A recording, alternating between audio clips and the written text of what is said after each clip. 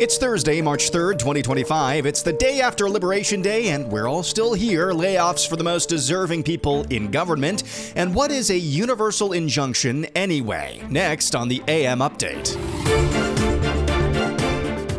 A little bit shorter episode today because there's really only one story that went down yesterday of any great import, and it's this. In a few moments, I will sign a historic executive order instituting reciprocal tariffs on countries throughout the world. Reciprocal, that means they do it to us and we do it to them. Very simple. Can't get any simpler than that. Yes, Donald Trump, President Trump at the White House yesterday, finally implementing his reciprocal tariffs on pretty much every country all around the globe. So this plan has been a long time in the making. It's been something that Donald Trump has talked about his entire public career, his philosophy on trade and economics. He warned that in the coming days, you're going to see and hear a lot of spins on what's actually happening.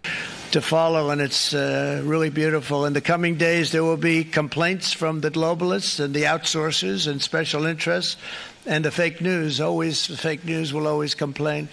But never forget, every prediction our opponents made about trade for the last 30 years has been proven totally wrong. They were wrong about NAFTA. They were wrong about China.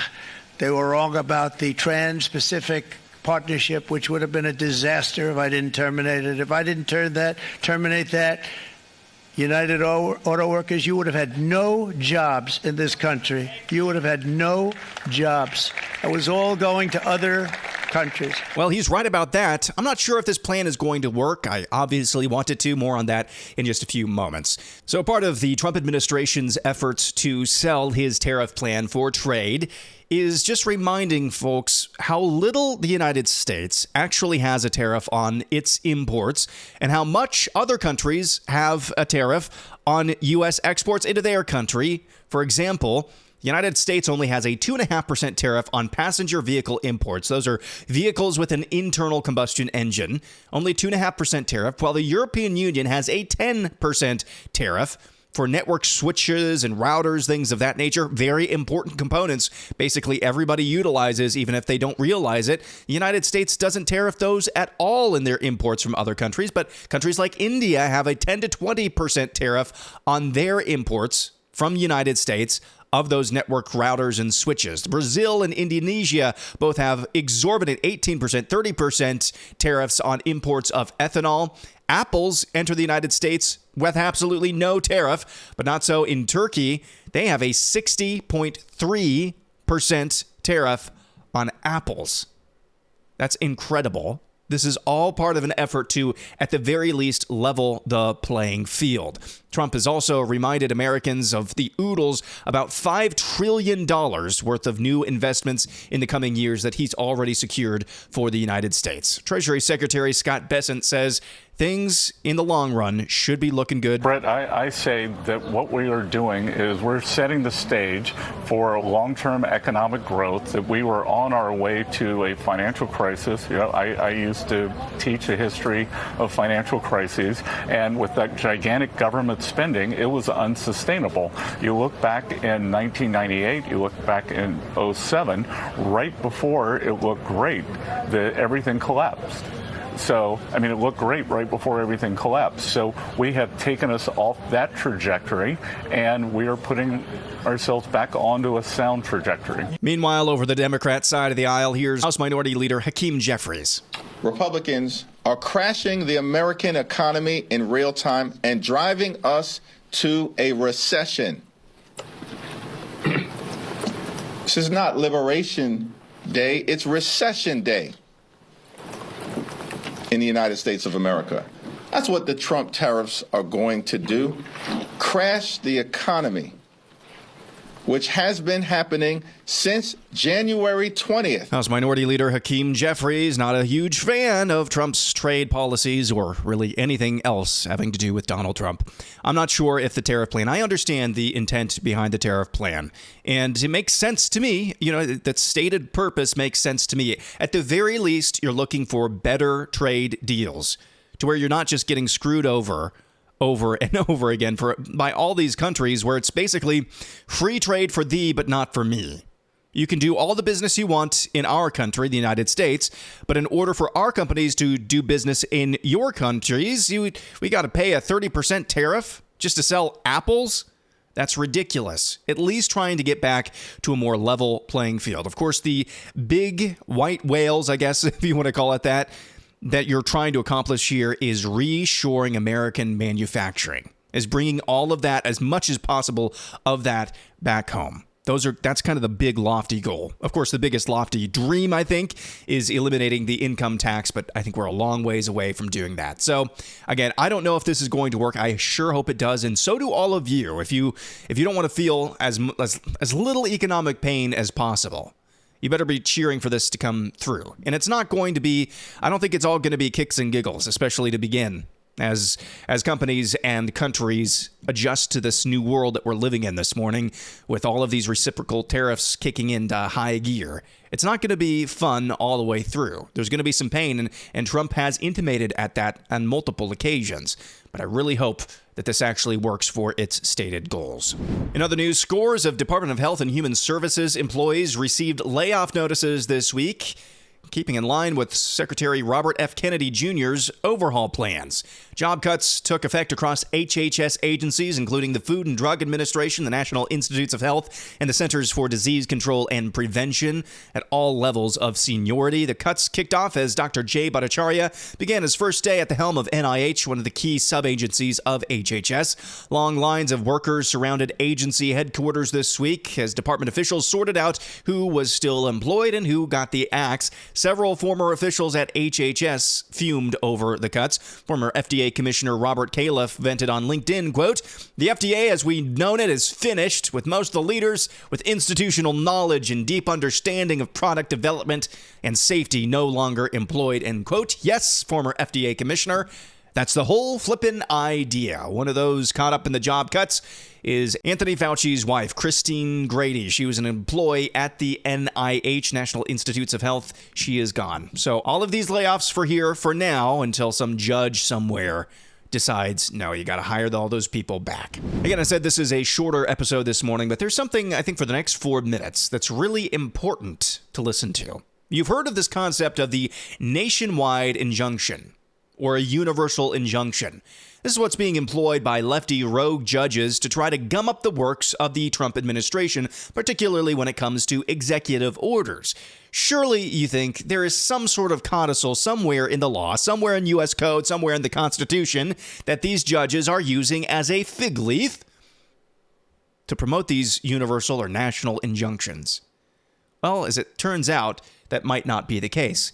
Here is Senator John Kennedy just last week questioning Donald Trump's Assistant Attorney General nominee, Brett Shumate. The topic of nationwide injunctions came up, and it's a pretty interesting listen. Senator, a universal injunction is what we call an order from a court enjoining the government in a way that goes beyond the parties to the case, but applies nationwide or in some cases universally to enjoin the government. Is it sometimes referred to as a nationwide injunction? Yes, it is, Senator. What's the statutory basis for a federal judge issuing an order that affects people other than the parties before the court? I'm not aware of a statutory basis, Senator. There is no statutory basis, is there? No, Senator. What's the United States Supreme Court opinion which interprets the Constitution in a way that allows a federal district court judge to do this? Can you name me that case? I'm not aware of one, Senator. There isn't one, is there? I'm not aware of one, Senator. Explain to me how this works. How can a federal judge issue an order that affects everybody else other than those in front of him or her? How is that possible? It shouldn't be possible, Senator, but district courts do it all the time. I think on the theory that the courts need to enjoin a federal policy from going into effect, and they often will enjoin it as nationwide, so all non-parties are protected by that injunction. I thought that if you wanted to affect parties who aren't in court, you had to file a class action. That's correct, Senator. So why don't the federal judges, instead of issuing a universal injunction with no legal basis, tell the plaintiff, look, you got to go file a class action if you want to impact parties who aren't subject to my court? Senator, the Department of Justice makes that argument all the time in our briefs. I think in many cases, class actions would be inappropriate. They wouldn't, the plaintiffs couldn't satisfy Rule 23 to establish a class. So they couldn't. Correct. So they prefer to ask for a universal injunction. Yes. Does this encourage forum shopping? Yes, Senator. Not only does it encourage forum shopping, but also district shopping and filing multiple strategic lawsuits to find one judge that will enjoin a single policy nationwide. If you have 5 lawsuits, a plaintiff, only one of those 5 cases needs to be successful. Okay, we've established that there's no basis in statute and no basis in Supreme Court precedent for universal injunction. How about a common law? I mean, universal injunction is basically an equitable remedy. Did this exist in common law courts in England on which our law is based? I don't believe so, Senator. I think the government has cited cases from the Supreme Court that says, courts are really bound by the scope of relief that a court in equity would have granted back in England before the founding. And the courts at that time would grant relief to the parties in the case, not far beyond A universal injunction as a remedy is unknown in English common law, is it not? I haven't done the research that far back, but I'm not aware. I have. It's unknown. Wasn't part of equity. Only about 27 universal injunctions were issued in the 20th century. Does that sound about right? That sounds about right, Senator. But 86 of them were issued against President Trump in his first term. Is that correct? I don't know the specific number, but they were a high number. And so far in President Trump's second term, 30 universal injunctions have been issued against him, have they not? Senator, I don't have a specific number, but that sounds about right. The universal injunction has become a weapon against the Trump administration, has it not? Yes. And tell me again in my last 10 seconds, tell me the basis for universal injunction in Article 3. I read Article 3, which defines judicial power. Where does it mention universal injunction?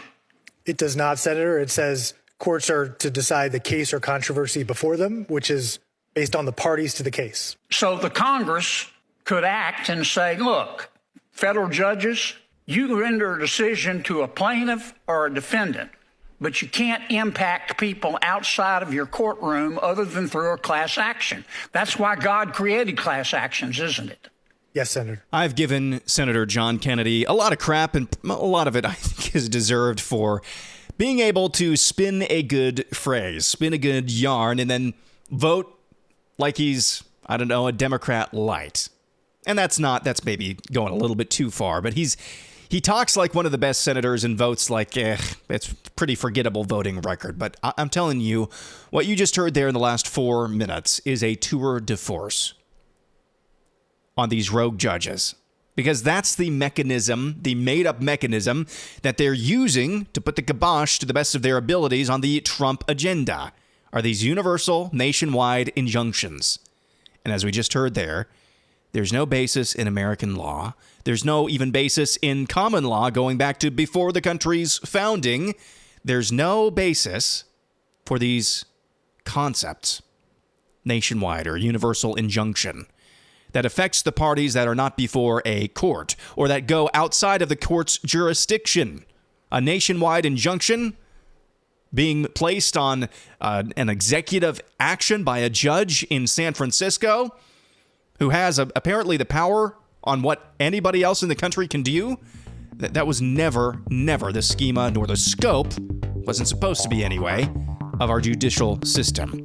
Credit to John Kennedy there in his questioning, wink, wink, nod, nod, in his questioning of Assistant Attorney General nominee Brett Shumate for that tour de force on absolutely nuking the concept of universal injunction. When we come back, it'll be the results of our poll of the week. It's coming up next.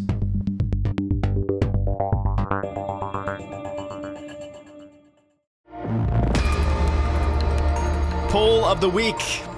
On the topic of Congress, you could tell I was starting to get down because even by my low standards for Congress, my low standards for the Republican Party, this week frickin' blew. I mean, it was bad. Zach, faithful listener, wanted to alert me of something the other day in my commentary on Anna Paulina Luna in passing. Speaker Johnson lied and used her as a scapegoat still don't agree with what she did, but they could have still voted. So yeah, Anna Paulina Luna joined Democrats, and then the story is that Speaker Johnson then used that as an excuse to cancel any more House business for the rest of the week.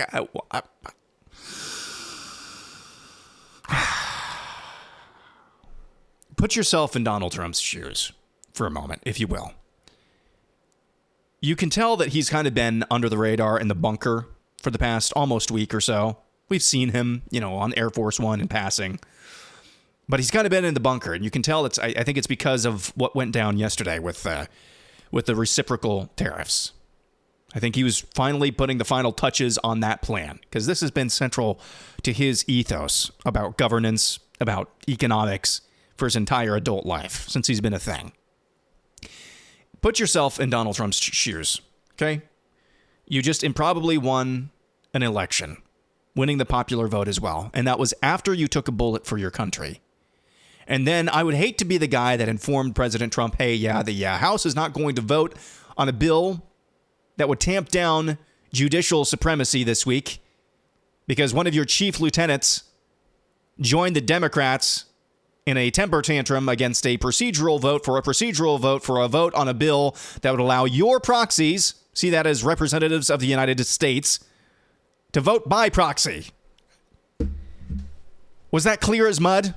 I mean, think about Donald Trump hearing what went on in Congress this week. The dude believes he has a mandate from God to save this country. And man, that resolve, it would test me if I were in his shoes, hearing just the abject, miserable failure that this Congress is shaping up to be. Anyway, I asked you this week for our poll of the week, will Congress get anything good and permanent done on trade, immigration, Department of Government efficiency cuts, taxes in Trump's first 100 days? I gave you 4 options as always. Other, comment below. A few Doge cuts, tax cuts, that's another option. Yes, Congress will get some good done. And LOL, laugh out loud, no, this Congress isn't getting anything good done. Here are the results. In third place, yes, at 1.5%.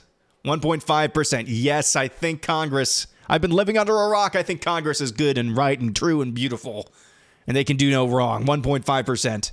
In second place, 11.9% of you think that we'll get a few Doge cuts codified, maybe a few tax cuts codified. And then number 1 with the bullet, 84.2% say, no, this Congress ain't getting nothing done. Let's go to your responses. Justin says, only if Trump puts his thumb on the scale and challenges Congress to act. The question seems to be how much capital he'd have to spend on accomplishing anything lasting. Well, I think it's clear after yesterday, at least for now, he's putting all of his capital into his trade policy. So it is really a question of how much capital, political capital, he wants to expend at the Capitol. Kay Adkins says Trump's executive orders are the only way things are getting done because, unfortunately, that's the only way to make things happen.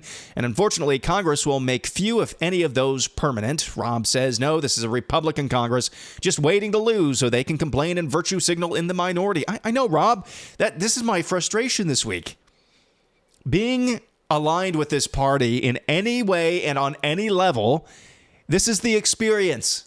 Every 4 to 6 years, you're like, hey, maybe we're learning some lessons. Maybe we're actually going to be a political party. And then for 3 or 4 months, you're like, maybe, I'm seeing some good signs here. Maybe rhetoric is good. And then the rest of the time, 3 or 4 months, every 4 to 6 years, the rest of the time, it's just, oh no, we suck again every single day. It's uncanny. So I'm tracking with you, Rob. Tom says, Congress seems to be more of a circus when it's in session. Just stop there. You wrote more.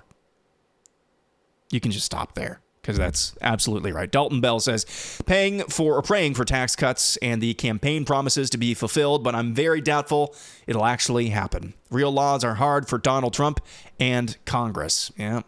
Jay Breezy says, LOL, no way. Trump, ever the swamp monster he is, helped push through the continuing resolution. That was the time to fight for something. Next time it'll be too close to the next election. I don't blame your overall sense of pessimism. I think so far from what we've seen from this iteration of Donald Trump, that's probably an unfair characterization of him so far, but you're free to make it if you want.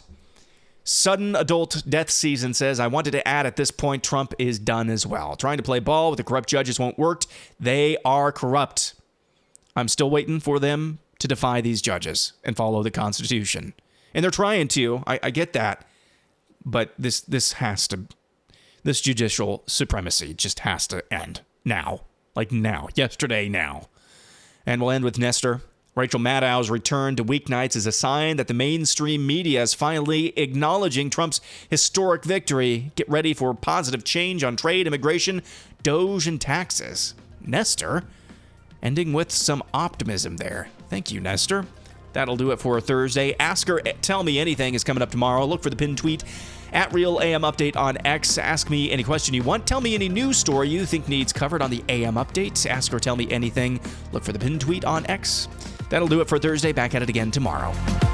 I'm Aaron McIntire, and this is the AM Update.